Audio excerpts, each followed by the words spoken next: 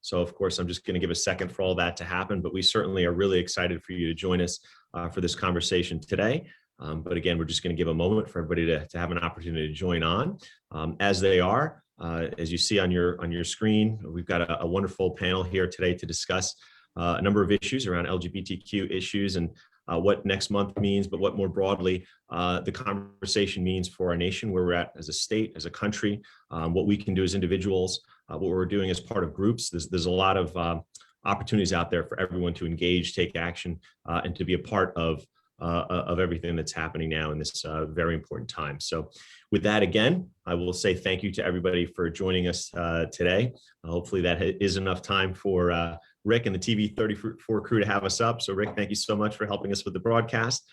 Thank you everyone on the back end. I'll do that at the beginning here. Just thank everybody on the production side for helping to get this up and out to as many through as many channels as possible. So we all thank you for that. With that, I think I'll kick us off. And really the impetus here is, as we know, I do a number of these town halls, but this one I really wanted to take a moment, because we know that in just a short week's time, Pride Month will kick off. It's an exciting time. It's an exciting time in Montclair for sure. We know that every year there is much to celebrate and much to do. And I think part of that is, yes, celebrating our LGBTQ community, our community members. It's about bringing visibility to the continuing struggle and the fight for equality, the conversations around equity. And today I'm thrilled to be joined by some top-notch advocates that are all about fighting for civil rights, for advocacy, and doing all they can. And I think that's it's going to be a really interesting conversation. So thank you all at home, on your devices, wherever you are, for joining us. So with me today, I'm excited to have Peter Yacobellis. Peter is a councilman at large and president of Out Montclair. He's serving in his first term on the council, and I have the opportunity to work with him on an almost daily basis. I appreciate his advocacy, his energy, and welcome him to this town hall. So Peter, thank you so much for joining us. Thank you. You bet. Next, we have Cathy Renna. She's a communications director for the National LGBTQ Task Force. Cathy is a veteran in the communications industry. She currently serves as the principal of Target Q. Since her time at GLAAD in the 1990s and early 2000s, Cathy has executed her particular expertise in crisis and strategic communications, playing a central role in shaping nearly all major issues affecting the LGBTQ+ community, from the beating death of Matthew Shepard in 1998 to the fight for marriage equality and the repeal of Don't Ask, Don't Tell. She worked with a team that coordinated historic coverage of World Pride, Stonewall 50, working with New York City Pride. In 2020, she was part of the team that organized the historic Global Pride, a 26-hour virtual event that was viewed by over 57 million people around the globe. Early reports are, I think that's about how many we have on this webinar right now, but I have to verify that. So, but we'll see. She is currently serving as the communications director for the National LGBTQ Task Force. And thank you so much for being with us. It's great to be here. Awesome, thanks. Absolutely. Next, we have Christian Fuscarino, Executive Director of Garden State Equality. Christian has been an activist and organizer in the LGBTQ community for over a decade. His credits include the Asbury Park work and helping he credits the Asbury Park work to helping influence him to becoming an activist. In 2016, Politicker New Jersey named Christian the second most influential advocate in New Jersey politics. And later that year, the Observer listed him on the Power 100 list.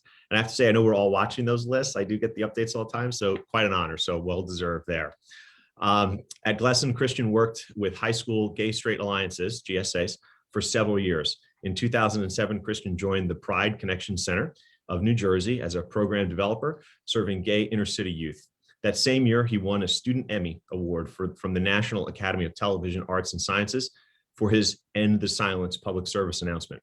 In 2008, Christian founded the Pride Network, a national leadership development nonprofit. In 2013, Christian joined the Bend the Arc as a digital strategist, a Jewish partnership for justice. They focused on mobilizing Jews to advance social issues by speaking out against injustice and inequality. One of the organization's greatest accomplishments was a campaign that resulted in California Governor Jerry Brown signing the Domestic Workers Bill of Rights. Christian serves as the communications director for the Education Alliance until 2016. The Alliance is a nonprofit organization that aims to break the cycle of poverty for low-income children and families through preschool, after-school, and college prep programs, and certainly understand the value of education. Thank you so much for being with us. Thank you, Mayor, for reading my entire life. I did look at that. I'm like, oh, it's impressive. And I was trying to look at it to see, well, which parts do I not talk about? But it was all too good. So I'm sorry. It all got in there. But thank you so much for joining us.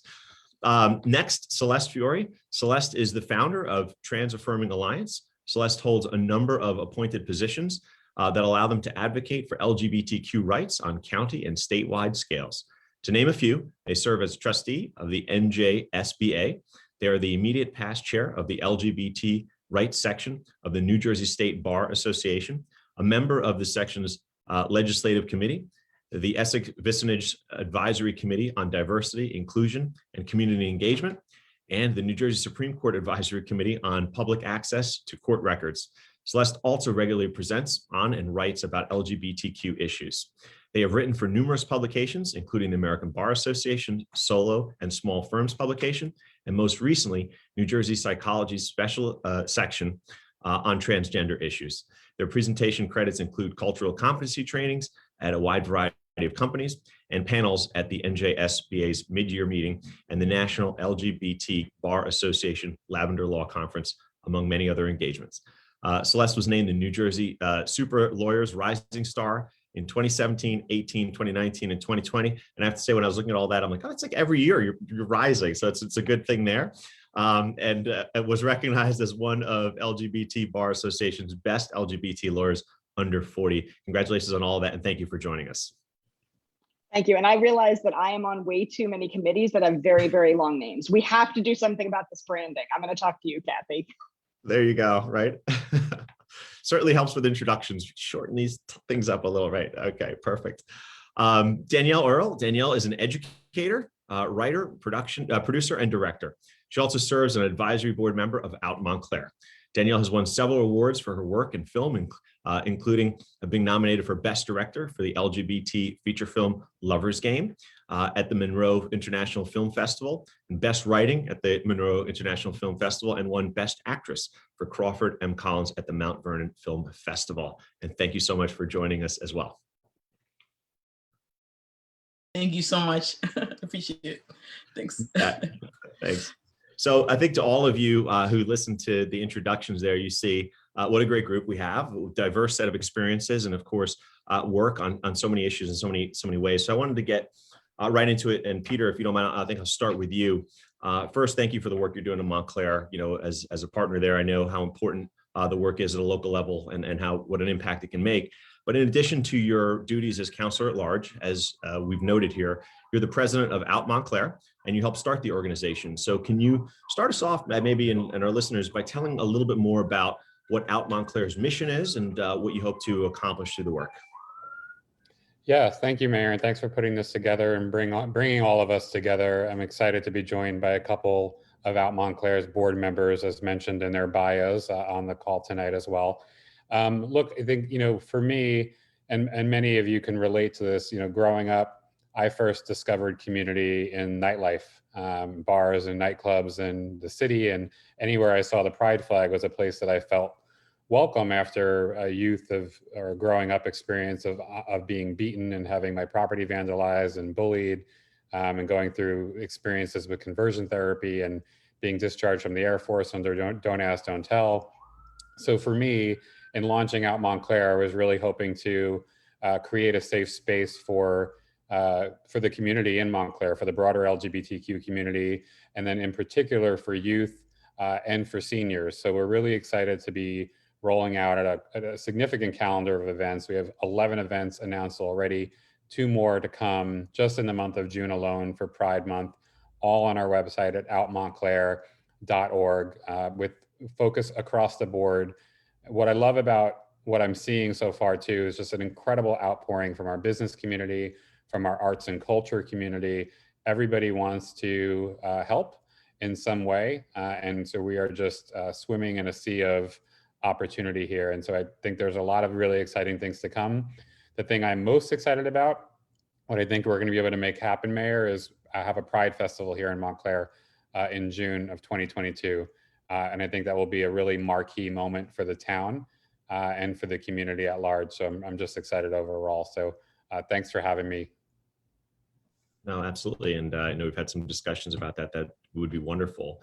You noted the 11 events that are really planned for just even the next month. And then of course it goes beyond.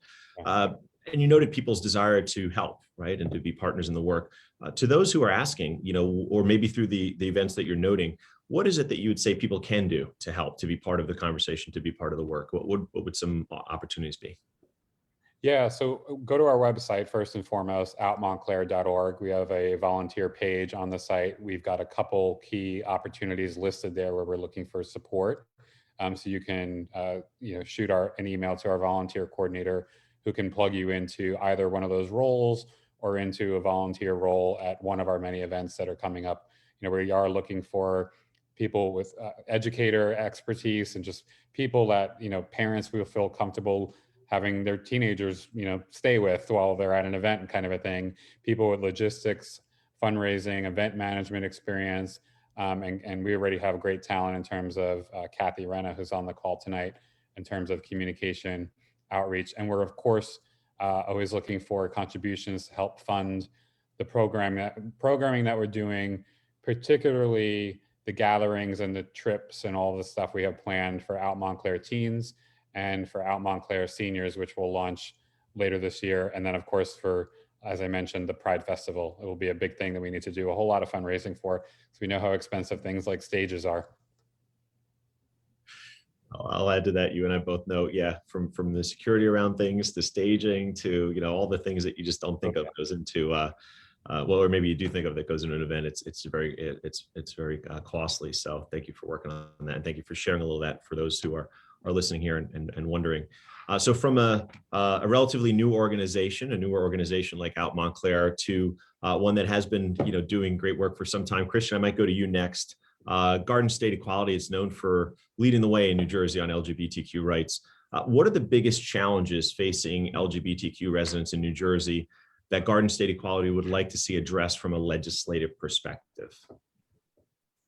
Yeah, thank you so much, Mayor, for having me on. Garden State Equality is in its 17th year now, and we have been working hard at the legislative level and also at the local community level for nearly 2 decades. A lot of our work today is focused on lived equality, because we can pass as many laws as we'd like, but if people aren't experiencing those laws in their lives, then we're not doing our job, right? So right now, this year, legislatively, we are focused on doing HIV criminalization reform, because it's an outdated law that is affecting our community. We're looking to codify marriage equality, because right now, the Supreme Court is not really stacked in our favor. And hopefully that will change. We are looking to expand the work that we're doing around LGBTQ inclusive lessons. We've been very fortunate to partner with organizations like Make It Better for Youth to develop inclusive materials that are available at www.teach.lgbt. Just recently, Governor Murphy signed the Older Adult Bill of Rights into law, which essentially will require older adult facilities to go through sensitivity training on working with the LGBTQ community. We did a statewide needs assessment about 3 years ago, where we went around to nearly all 21 counties and heard from LGBTQ older adults about what their experiences are like. And what we found was not surprising, but it was alarming, and that is that they face some of the highest rates of abuse in these facilities. In many cases, we were talking to folks who had spent their entire lives fighting for the rights that we enjoy today, who had to go back into the closet after their spouse passed away, and now they're being bathed, clothed, fed by a stranger who may not necessarily, be, it's dinner time, so I'm being told I have to go feed him. May not necessarily be able to enjoy those rights as they go into a facility, because they're being bathed, clothed, and fed by somebody who is prejudiced against the LGBTQ community. It's a really scary situation to be in. And so that's why this law is so important. And we're so grateful for a pro-equality legislature and a pro-equality governor that signed this into law. We were also, Cathy, it's really an honor to be on this Zoom with you, and also Peter for your service around Don't Ask, Don't Tell. And we were able to pass a law recently here in New Jersey, which will streamline the process for our veterans here in New Jersey to reclassify their discharge status. So while a bulk of that work needs to happen at the federal level, and we are hopeful with the Biden administration that we're moving in that direction, but at the state level, there are benefits and there is a process that we can now assist LGBTQ veterans in ensuring that they're entitled to the benefits that they deserve after volunteering and serving for our nation. And then, lastly, I'll share one of the issues that we're focused on, and it's an honor to be here with Celeste because they do so much work in this space, is right now there are transgender individuals that are currently housed in correctional facilities that aren't in accordance with their gender. We just recently saw a situation come up where an individual was moved out of Edna Mahan and moved into a male facility.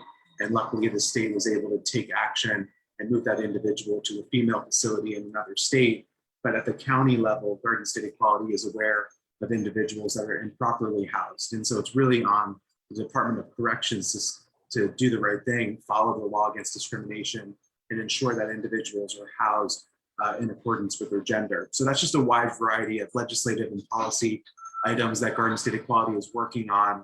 And again, a lot of our work is also taking place in the local community level, within schools, places of work, hospital systems, to ensure that those in our community are experiencing the laws. Well, I think that was a great, you touched on a couple of things you were saying in there. First, it's something I want to touch on a little bit later, but the Supreme Court, right, and that dynamic and what that looks like. So I think something we want to all address, but you talked about you mentioned a couple of things too.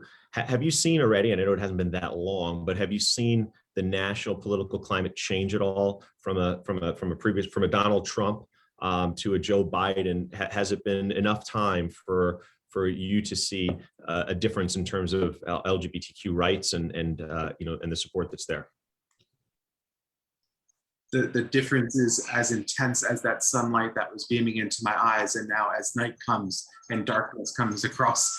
maybe a good analogy, the light and the dark, is right? Or what did it is that intense, the difference, and I'm sure Cathy can speak a lot to this from her role at a national perspective. But we spent a lot of our time safeguarding our rights here in New Jersey over the course of the last 4 years. We stood with Senator Cory Booker when Donald Trump banned transgender troops from serving in the military. We worked closely with legislative partners and attorneys that had fought for marriage equality the first time to come up with legislation that would codify it here in the state. Shout out to Bill Singer and Deb Gustin for their incredible hard work on that, and Tom Kroll. So we were in defense mode. We were working hard to safeguard our rights, and now it's like night and day. We have phone calls every few weeks with the new administration at the national level about how they can support us here in the States and how the states can support them at the federal level. So we are working hand in hand. And again, we couldn't be in a better position with a governor like Phil Murphy and an administration like the Biden-Harris administration in the White House, who are working together to make both New Jersey and the United States of America a safer place, a more equal place, a more just place for all LGBTQ people. Well, thank you for that. And I think on so many levels, that leadership at the national level, at the state level is so important. We see it in many different areas. So I concur with your analogy there. Maybe one last piece I'd ask you. We talked a lot in your answer a lot about the federal level, state level.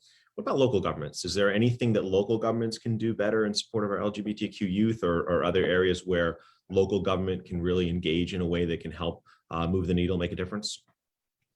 So usually we kick off Pride Month with the largest Pride celebration in Asbury Park. And this year, that celebration is being moved to October 10th. And so as we are beginning to open back up, there are a lot of people that wanted to celebrate Pride.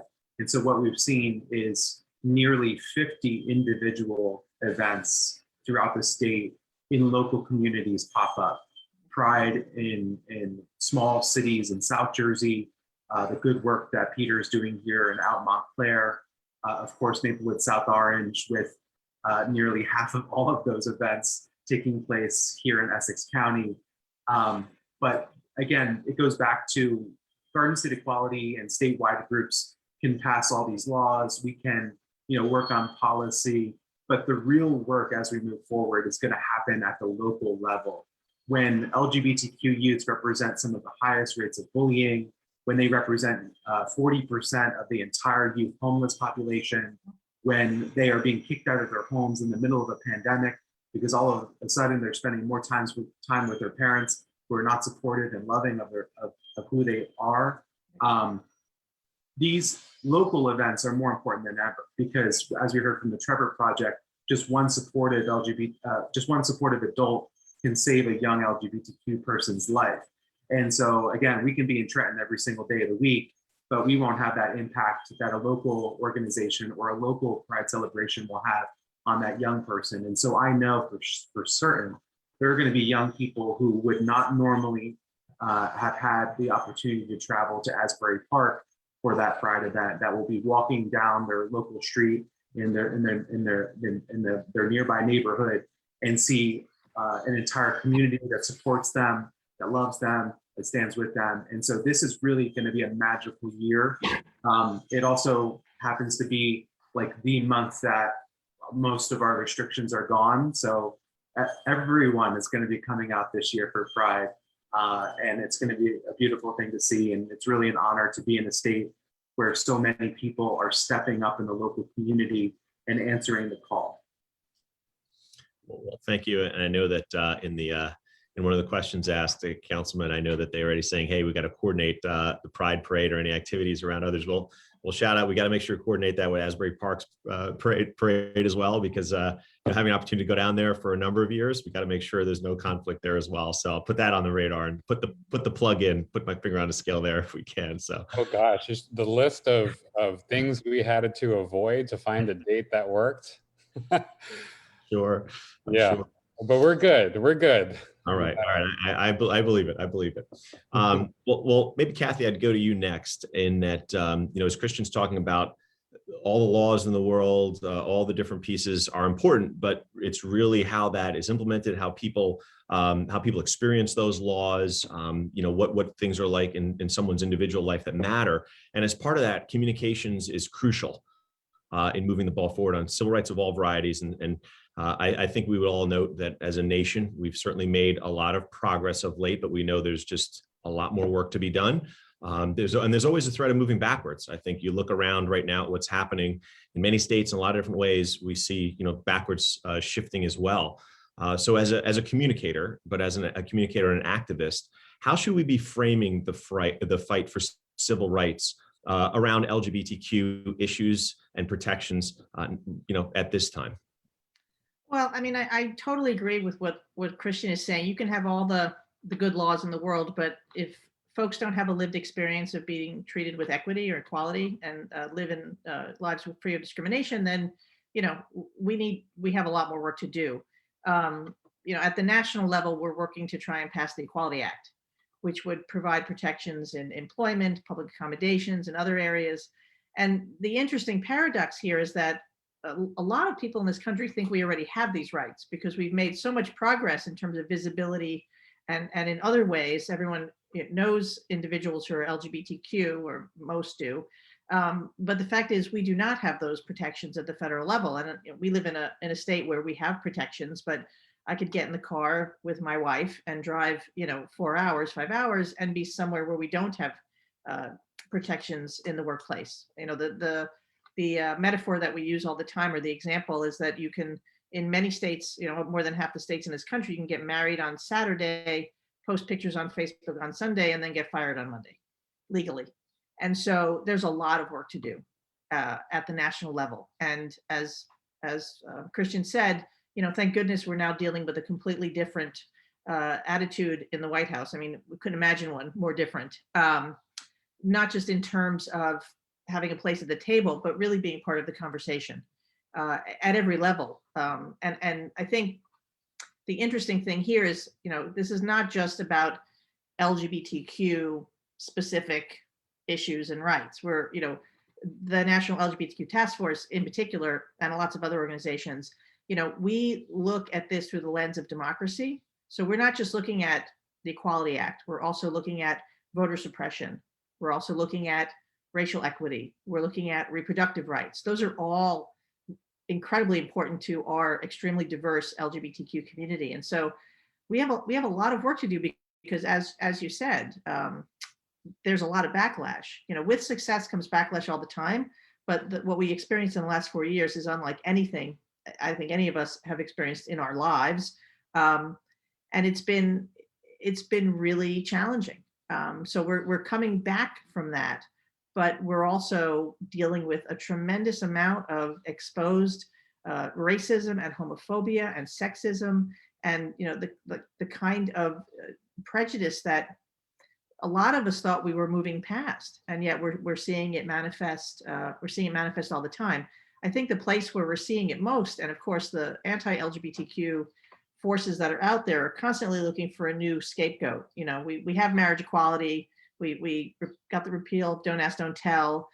We have job discrimination in a lot of places, and transgender, non-binary, and gender non-conforming people are really sort of the new target or boogie person, for these anti-LGBTQ folks. I mean, there were more than 30 states and over 100 bills that they're trying to pass, and many are going through, and we're having some success and some not going through, that are, essentially targeting trans youth, that, not allowing trans girls to play sports, and some so extreme, unfortunately, in the state my daughter lives in Texas, that actually have laws that have passed that deny trans youth access to health care.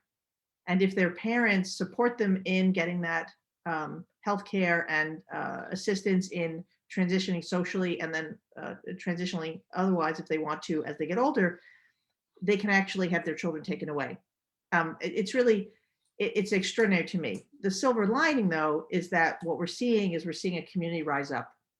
We're seeing extraordinary visibility of not just trans and non-binary individuals, but trans and non-binary youth who are speaking out. One of the most moving moments that I experienced this year was watching Stella Keating testify at the Senate hearing around the Equality Act, a 16-year-old transgender girl who stood up to a lot of transphobia coming from one side of the aisle. For all the progress that we're making, and I think we see more with this administration. We're seeing things at the state level. The reality is the place where we need to do the most work is in the Senate. It's so divided. It's so entrenched, and it's going to be an uphill battle to pass legislation, as we see, that is supportive of civil rights, LGBTQ rights, voters' rights, reproductive rights. And so we've got to look at every part of our democracy. And we're also looking at the Supreme Court. Supreme Court is going to be coming down with the decision every Monday morning. We sit and we hit refresh over and over on SCOTUS blog to see if they've made a decision around the Fulton case, which is a LGBTQ focused case that would, if the decision goes against the community, could be extremely detrimental to anyone who wants to try and access services from a religious organization that takes any funding from the government. So we're looking at a lot of different issues, and we've really got our plates full. Things are better, but we definitely have a lot of work to do. And the New York City Pride theme this year is "The Fight Continues," and I could not think of a more appropriate theme for what we're facing right now.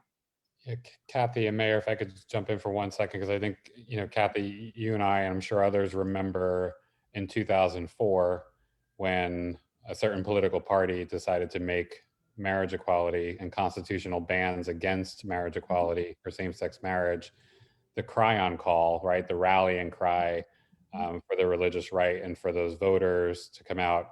They used our lives, they used our lifestyle as a means of dividing the country and to inspire, probably the wrong word there, but to get their voters to the polls. And we see that same thing happening again now with what you mentioned in terms of transgender folks in sports and scaring people about bathrooms and all sorts of, horrible things. So I know this playbook. I know most of you know this playbook. We saw it in 2004. We've seen other iterations of it. And, I just have to say, guards up. Let's remember it. Well, and just to finish the answering the question that you asked, Mayor, the reality is that communications is an integral part of all this because it's about storytelling.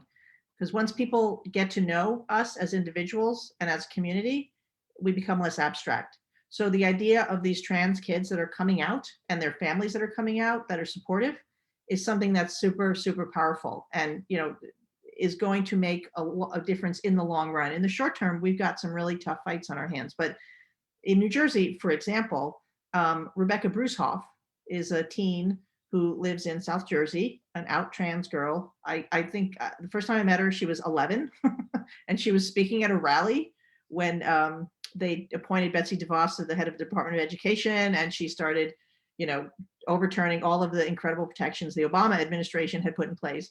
Now she's 14, I think, and she's doing all kinds of things to educate people. She's speaking to thousands of people at a time. She's telling her story to the media, and she's an athlete. And for an Associated Press story to go out with the story of this incredible young woman, her incredibly supportive family, and her coach, it really kind of takes the air out of the balloon of the opposition, because when people see us as people, it's a lot harder to hate something or have bias or discriminate against someone when you feel like you know who they are. And that to me is the reason that I do what I do, because it's all about storytelling.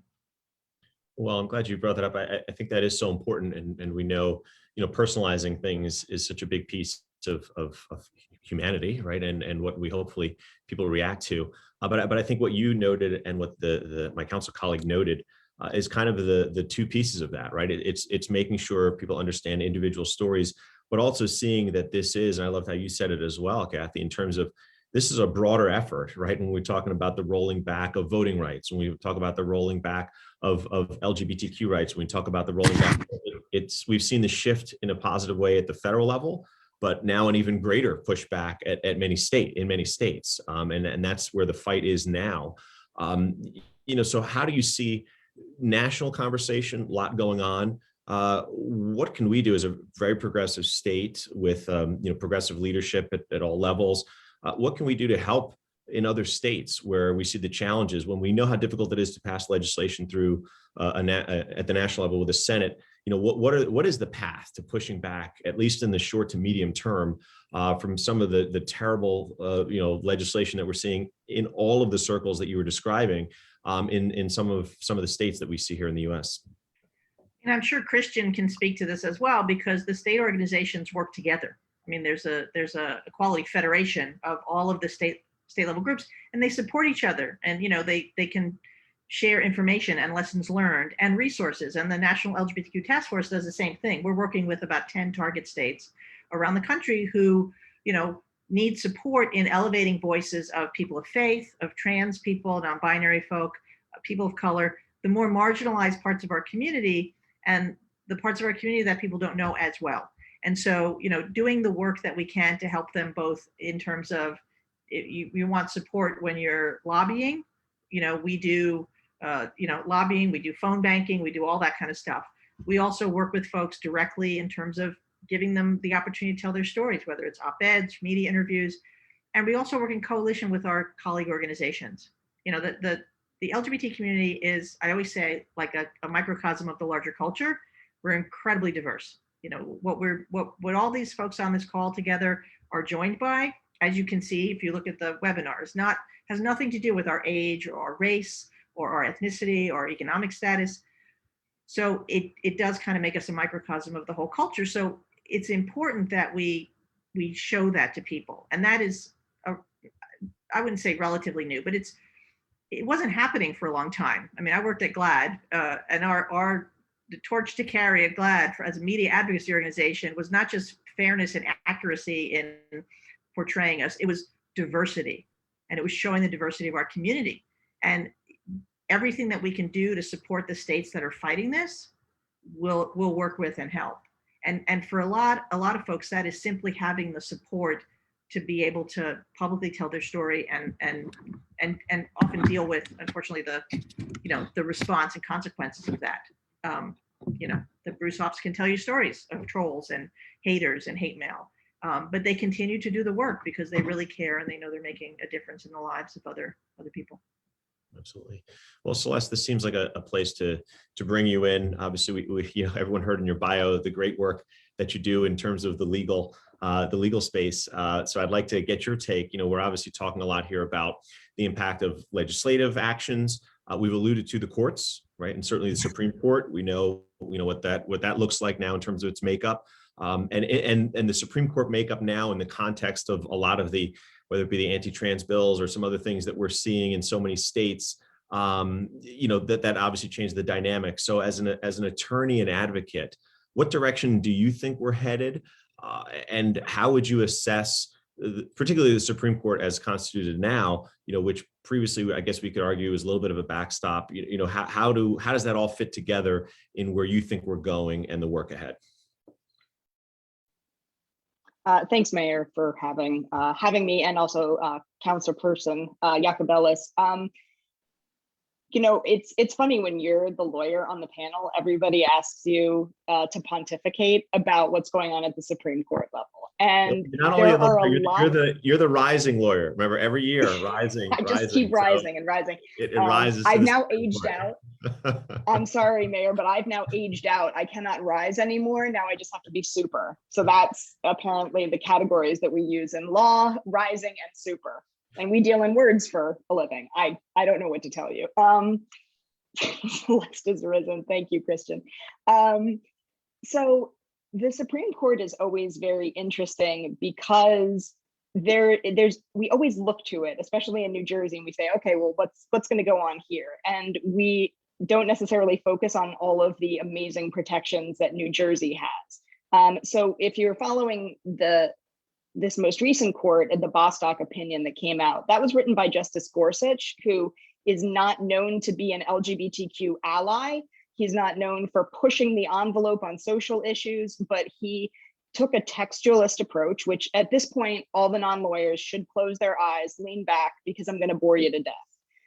And just looked at the plain meaning of the law and how it was written and yada, yada, yada, but really got to the result that we all wanted him to get to, but without saying, great language like Justice Kennedy used to, and talking about, human dignity for all. And that is not something that Justice Gorsuch was going to say about Amy Stevens, a trans woman, and Mr. Zarda, who was a gay man. Those are not words that he was going to use. He was going to look, it's almost like if you could use the back of a car contract and somehow get equal rights from that, that is really what that opinion is about. So if you haven't read it, that's okay, just as long as you kind of get where it's going. And what's amazing about Bostock and the Biden administration and the executive order that Joe Biden sent out to his executive branch was that Bostock and its principles apply in all areas of non-discrimination. So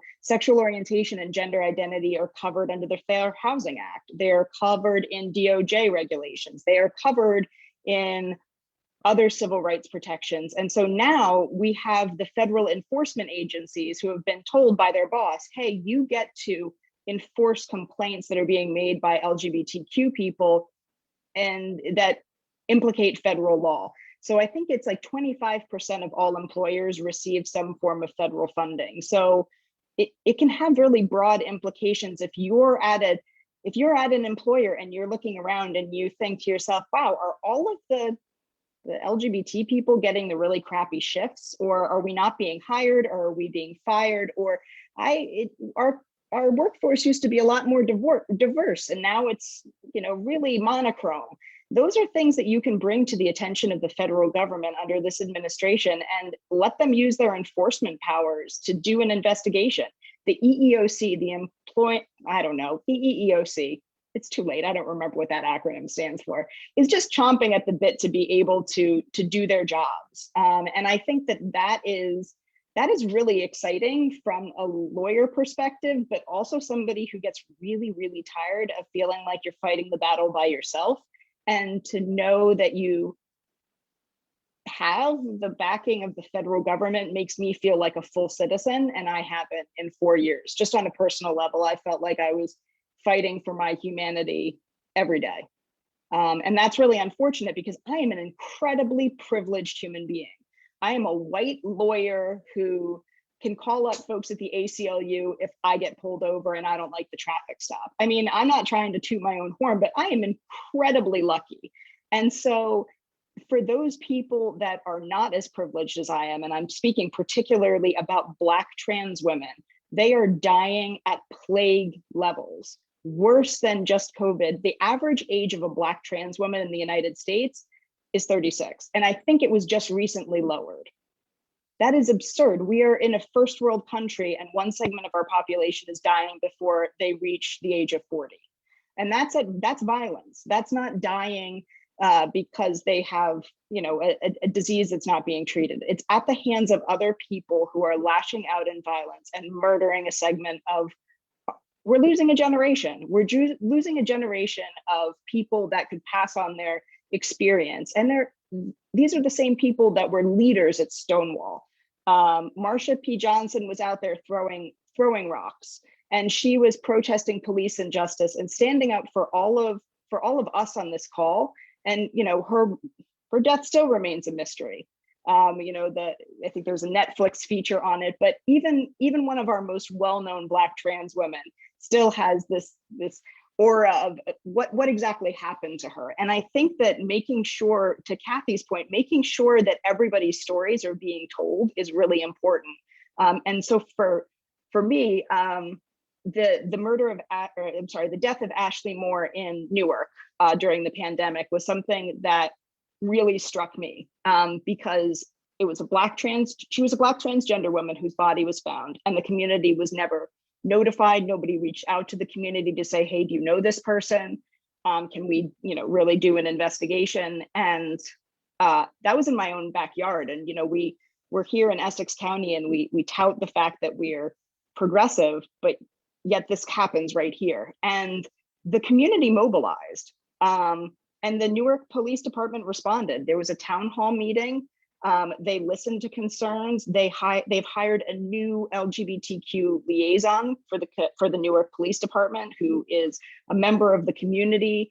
The mayor is interested. You know, the mayor of Newark is really interested in making sure he fulfills promises that were made. So I think that the community in the wake of George Floyd in particular, and white people waking up and saying, hey, we have to make sure that we're lifting folks up, is mobilizing. And that's one of the reasons why I started the Trans Affirming Alliance, is because it's not a new organization, meaning it's not going to come in and reinvent the wheel. The whole point of the alliance is to have an alliance of other organizations that are already serving transgender people. So the Newark LGBT Center, Edge, New Jersey, and plenty more, but they're already serving LGBT people. And so it's about making sure that they are able to provide the best trans specific services to those folks that they're already serving and meeting people where they are. So one of the first things that we started was about this lived equality,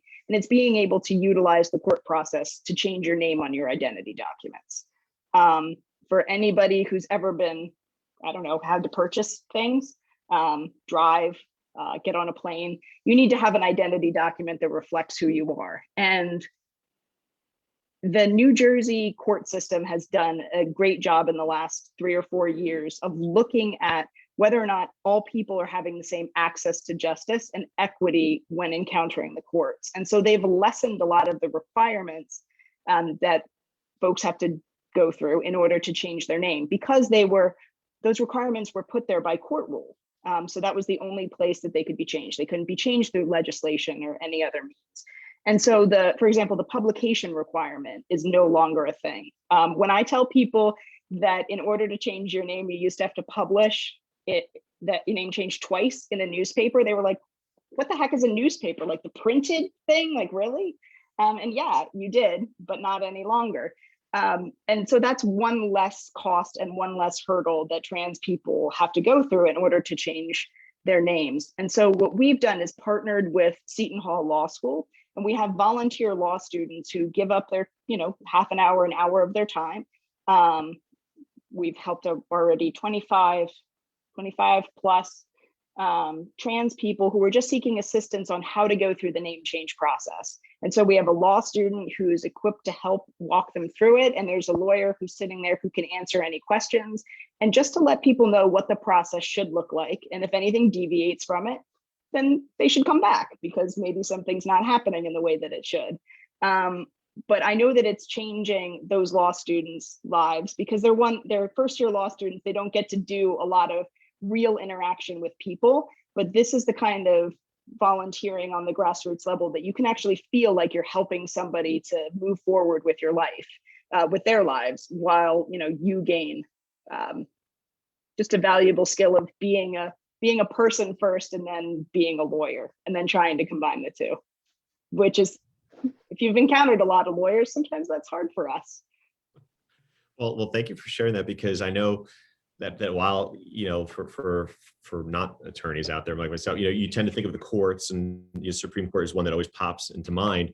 But thank you for bringing it back to the fact that, at the federal level with the change in administration, there are a lot of, good people there doing good work to help enforce the laws that are on the books and the protections that are in place. And there are opportunities and avenues for people to reach out to get assistance. And I think that's really important, whether it be, in the last case you ended with, at a more local level, and support through students working towards, their degrees, but also more broadly, the different entities and agencies that are there, ready to offer assistance. So I think it's important for people to remember that as well. So thank you for sharing that. For another interesting perspective, so Danielle, I'm going to go to you. You're a writer, director, producer, educator. So I think that's a pretty unique perspective in this conversation. So I might ask you, how important is representation in culture, maybe TV, film, music, for LGBTQ individuals? And in your view, how far have we come in ensuring, proper representation, and how far do we have to go? Well, hopefully I have enough time for this program because I can go, so it's like endless really with that. Because especially you mentioned about, I work as a producer, I have a production company, Fiore Entertainment, and I also hire a lot of my students who graduated from the program, from the film program. I'm a filmmaking teacher. I do digital media filmmaking, for the students, and for grades 10 through 12th grade at Orange High School. And so a lot of my students are like, pretty much 50% are LGBTQ, and a lot of the students that I hire are within the community. And so yeah, I agree with you 100% in terms of representation. When I was growing up and looking at someone that looked like me as a filmmaker, it never was that. I kind of idolized all these different, films and stuff, but people didn't, really look like me. And I went away to study at San Francisco at the Academy of Art many years ago, at doing something totally opposite to filmmaking, but I loved it so much. But, and so my professor said, you like filmmaking, why don't you just do it, to go pursue that. So late in life, like I would say like in my late 20s, I kind of just, mid to late 20s, I went into filmmaking, started, going to New York, and this is during Occupy Wall Street, especially during that time, it was very brutal in New York, for kids that graduated and they're trying their best to make it.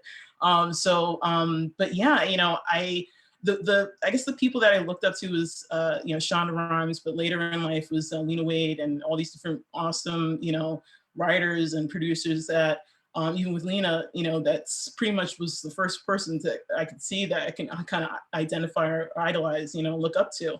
And it's great for kids to see that, and then for them to experience that. But also as an educator, I try my best, even in the classroom, try my best to, even the content that I show to the kids. And they're very much, they look at it like, wow, this person that's within the community made this, project. I'm like, yeah, there's people that, you never think of, like The Matrix. That's a huge thing too. And so a lot of the kids say, like, wow, this is like something that I looked up to. So I want as much as visibility in the classroom. It helps students. And I think, I'm hoping more, educators do that as well. But in the film industry, even, with me applying as a producer, it's even for my projects. People have mentioned to me, like, even for Lover's Game, I went to a film festival and the person was so shocked that a Black person made this film because the two leads were white at that time. So, and it was LGBT, feature film. So, it's the humble, beginnings, as a filmmaker, but, it's very important in terms of visibility. And as I get older, I try my best to kind of continue that path, with the projects that I produce, and even helping students, understand that they can, achieve their dreams too. And hiring them as production assistants for my company gives them that. A lot of them ended up, excelling, working for really big production companies in New York and are really going far. So yeah, so hopefully that's answers your questions related to that. And I love what, Cathy and Celeste mentioned about, it's totally head on, if, especially for white, people that are in the industry, and know that, they have a privilege and stuff like that, but use that privilege to do good, to help the, communities, especially people of color, youth, LGBTQ youth that, Christian mentioned about that are really struggling during this pandemic. I mean, a lot of my students in the LGBTQ community have faced contemplations of suicide, family members that have been killed through gun violence. So it's been a tough year, just kind of, going through that, teaching the kids, having an upbeat, positive, attitude, with them. And these kids go to school every day, facing these challenges. And so as I gotten older, and I wanted to also thank Peter for having me a part of Montclair, wonderful organization, so diverse, because now that I'm getting older, I'm 37, going to be 37 soon. I want to try my best to do more, and I think that's kind of something that you kind of think about as you get older, kind of passing that torch and helping, our youth, the LGBTQ youth that really need it. So yeah. Well, thank you for that. Although I would say you were doing a good job of making me feel pretty old with your later in life decision at 28. And no, I was 30. Now that you're 30. Older at 37, yeah, right. I mean, 37. we gotta stop. We gotta stop that. But, I'm staring down 60 in a few years. But that's okay. I love it. But maybe Danielle, maybe I'll stay with you, because we did have a question submitted. I want to read this one from Natalie, and one of the things that she sends in, she says, so one thing I've personally been working on is changing our school policy around getting teachers educated about how to support trans and non-binary students.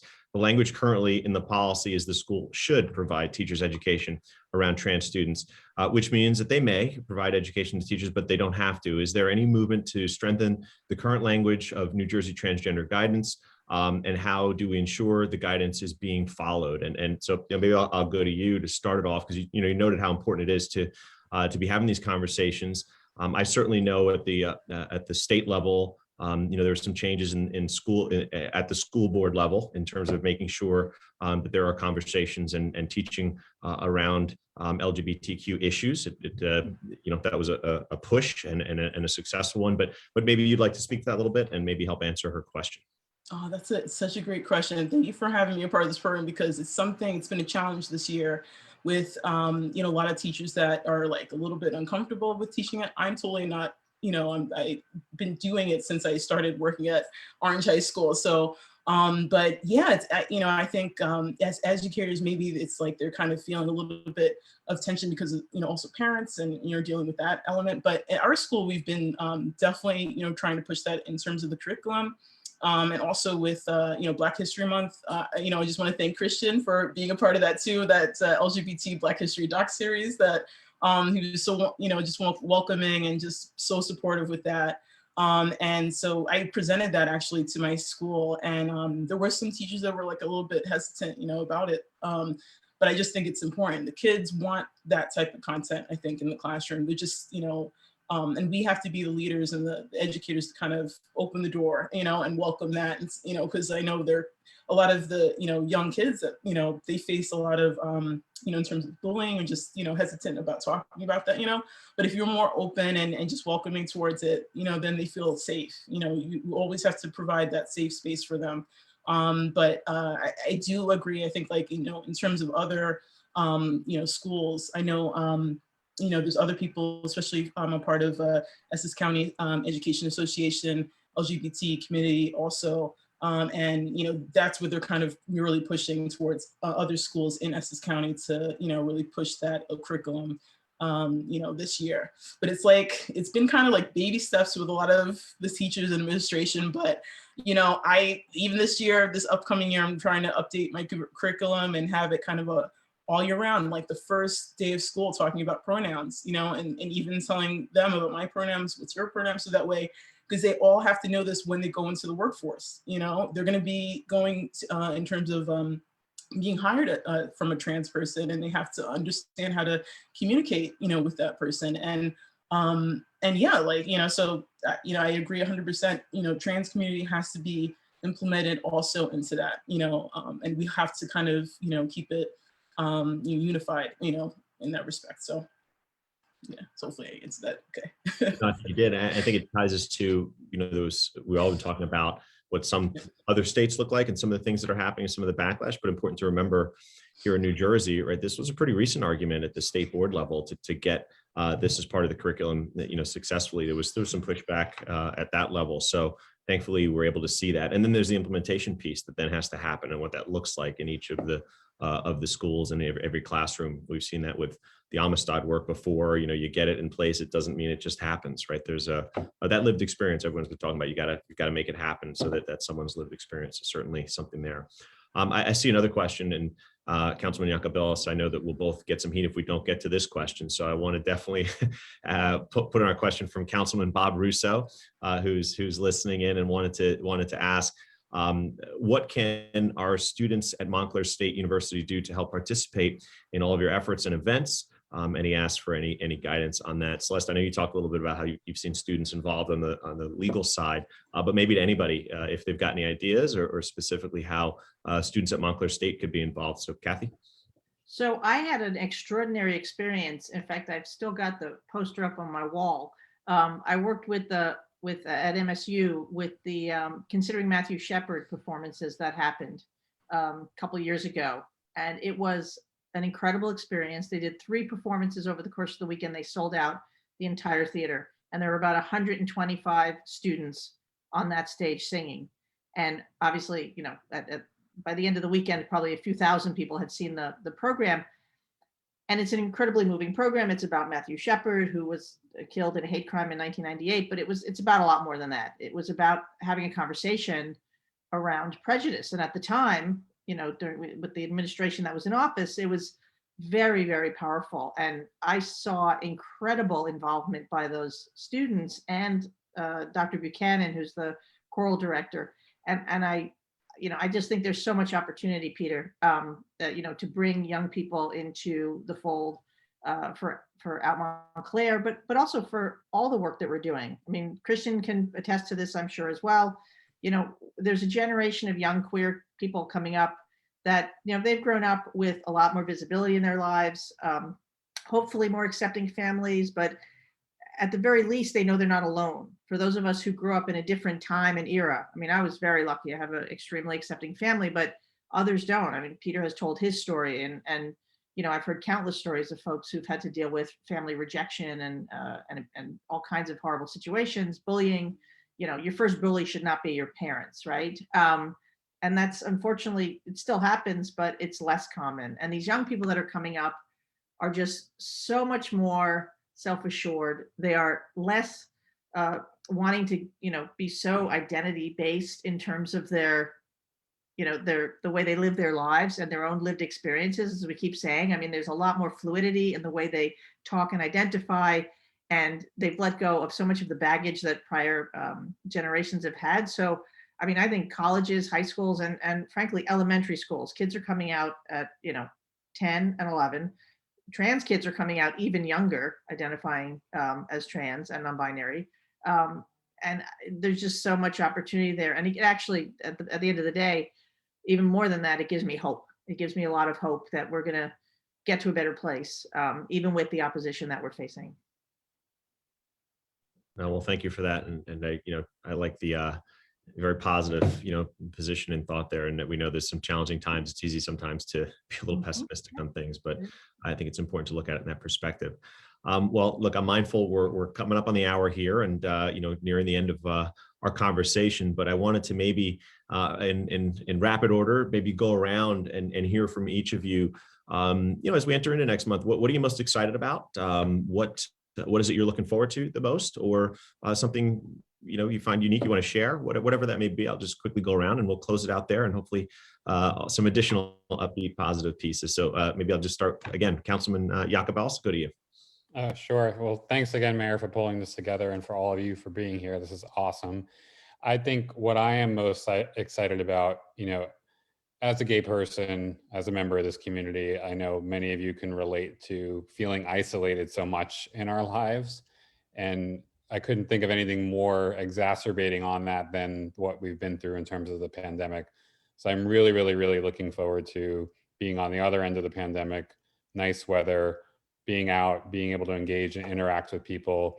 I've been very concerned about members of our community feeling isolated, like I said, naturally already, right? And then compounded by a pandemic on top of it. So I think we're headed into what I hope is the next roaring 20s. I'm so excited about President Biden's leadership through this pandemic and what we're being set up for in terms of, I think, real success for the country and for Montclair, Mayor, under your leadership with the council. And I just so excited about our potential and what we're doing in terms of momentum for this community, for the LGBT community and the community at large. Mm-hmm. Excellent. Thank you, Councilman. Christian, I might go to you next. Well, that was a really great closing for you, Peter. He took part of what I was going to say. Really, Christian, you are more than welcome to say that the mayor and council, I think which is what he was saying there, has set us up for a great future. That's what I heard anyway. I think that's what I heard. So if you want to say it again, you're free to. Go ahead. It goes without saying how fortunate the residents of Montclair are to have you as mayor and such a great council together. And with the newest addition of Peter, I'm so excited for Montclair. It's just a really exciting time. It's been home to Garden State Equality for many, many years. And we know that there's a vibrant LGBTQ community there. So to see the government matching the community that exists there is so important. Celeste, they've had their law firm there. I mean, look, Cathy lives there, National LGBTQ Task Force, Danielle. I mean, I don't even need to be on this Zoom. You've got so many great folks from your city. The one thing I'll just end with is, if you're not on Garden State Equality's mailing list, please go to www.gardenstateequality.org. We're really excited about this new Contact Your Legislator tool that we just launched. If you go to our website on our homepage right now, it's about defending trans youth. We did have one of those anti-trans sports bills introduced here in New Jersey. I know that every single person on this call will not let that pass here in our state. Certainly, it won't make its way through the legislature, but we want to ensure that that rhetoric doesn't even exist in our state, because young people are watching the news. They are hearing that this was introduced, and so we want to defend them. So you can contact your legislator through this new tool that we're very excited about. It takes about 20 seconds to fill out. And if you've already filled out a form through other organizations, your information might be in there already. That's how, super cool 2021 it is. And for a nonprofit organization, we get really excited about that. So contact your legislator on our website, sign up for our email list, and stay engaged, whether it's locally in Montclair, supporting the work that we're doing here in New Jersey. And then what Cathy was saying, what we do here in New Jersey does have an impact on other states across the nation. Like our curriculum website in partnership with Make It Better for Youth, www.teachlgbt, that's available to schools and states that are passing curriculum laws all across the country. And so what we do, what's the old saying? Trenton makes, the world takes. Well, I guess for LGBTQ issues, that's true too. See that on the bridge all the time. So yes, I think it's true. Cathy, I'll go to you next. I'll say something a little different. I think this last year plus has taught us a lot. We're a community that knows all about when the government doesn't respond well to a pandemic, right? For those of us who remember especially the earlier years of AIDS, which is still, a scourge in so many parts of our community, again, bringing up the issue that it's parts of our community that are more marginalized. And so they're not getting the attention and the care that they need. But the silver lining of all this, if you can call it that, is to me that while we're all virtual, what we have all become is accessible. Youth Pride is something that we do at New York City Pride. We did it in 2019. We had 10,000 people in Central Park. We're doing it virtually this year. And we got an email the other day from a group of queer youth in Alaska. And they're super excited to do a watch party. My daughter is 15. She lives in Houston, Texas. She and all of her friends, many of whom are trans and non-binary, are going to have a watch party in her room with popcorn and whatever. And so in some ways we were isolated, but in some ways we've been able to be more connected. And I think that to me is about the resilience of the queer community, is that we step up when something really bad happens and we figure out a way to come together. We may not agree all the time. In fact, we rarely agree on lots of things, but we will stick up for each other and we will stay together. And I think that to me has been the lesson of the last year plus. And hopefully, as we're coming out of this, we're going to hold on to that and remember how important that was, and continue to do that work that way, and continue to stay connected. So true. Thank you. Celeste, going to you. Thanks, Mayor. And of course, I echo all of the Montclair's great sentiments. Of course, I live here, I work here, my business is here, my nonprofit is here. But I just want to take this opportunity to say that we can do so much as individuals, as business owners. We can make it easier for transgender people to apply for jobs at our businesses. We can say we hire transgender people. It does not matter what the name on your license says. It does not matter what your name with Social Security is. You tell us what your name is. We'll fill out the tax paperwork, but you can work here and you can wear what you want to wear, no matter what your sex assigned at birth was. And I think that really putting our money where our mouth is and centering especially trans voices of color is ways that we can actually do something for the most marginalized of our community. And of course you can donate to Trans Affirming Alliance. Of course you can volunteer your services and in-kind donations. Of course. transaffirmingalliance.org. Thanks. Oh, well done. Well, Danielle, I'll go to you. Oh, well, I'm happy to be a part of this whole program, especially this summer. And I agree with Cathy. It's like we've spent the whole year sitting in front of this computer and just like virtually doing all of the, communication, talk to our friends, family, holidays, everything has been like this. So, I'm definitely looking forward to, going out and meeting people and this summer. I also have a meeting with the mayor at Parsippany talking about just the progress and also about doing more for LGBTQ youth in my city and my area. So but yeah, and also doing more work, especially with out Montclair. I'm excited with that, the summer events, and also NJ LGBT Chamber of Commerce. I'm also part of that committee, so I always help out with that. So just about doing more, and that's pretty much what this panel is about, just continuing that whole wonderful movement.